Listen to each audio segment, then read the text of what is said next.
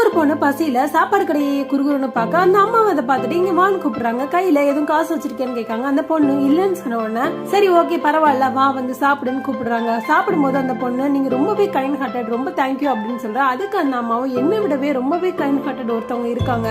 அவங்க உன்னை காலையிலே எழுப்புவாங்க, உனக்காக பார்த்து பார்த்து சமைப்பாங்க, உனக்கு எது பெஸ்ட்டோ அதை தான் செலக்ட் பண்ணுவாங்க, உனக்கு உடம்பு சரியில்லைன்னா உன்னைய பார்த்து பார்த்து கவனிச்சுப்பாங்க. ஆனா அவங்க செஞ்ச நன்மை எல்லாத்தையுமே மறந்துட்டு அவங்கள ஒதுக்கிடுறோம்ல அப்படின்னு அந்த அம்மாவும் சொல்ல. அதுக்கு அந்த பொண்ணு உங்களுக்கு எப்படி இதெல்லாம் தெரியும்னு கேட்க, உங்க அம்மா வந்தாங்க உன்னை தேடி, உன்னோட போட்டோவை காமிச்சு இந்த பொண்ணை பாத்தீங்களான்னு கேட்டாங்க. நானும் இல்லைன்னு சொன்னா. பதிலுக்கு அவங்க ப்ளீஸ் என் பொண்ணு வெளியே வரும்போது கையில காசு எதுவுமே கொண்டு வரல, இங்க வந்தானா கொஞ்சோண்டு சாப்பாடு மட்டும் கொடுத்துருங்கன்னு அழுதுகிட்டே போனாங்கன்னா அந்த அம்மாவும் சொல்ல.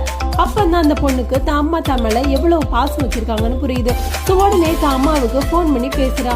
ஸோ உங்களுக்கு உங்க அம்மா மேல கோவம் இருந்தா ப்ளீஸ் போய் பேசுங்க. அண்ட் உங்க அம்மாவை நீங்க லவ் பண்றீங்கன்னா மறக்காம நம்ம சேனலை லைக் பண்ணி சப்ஸ்கிரைப் பண்ணி கமெண்ட் பண்ண மறந்துடாதீங்க. Lots of love guys.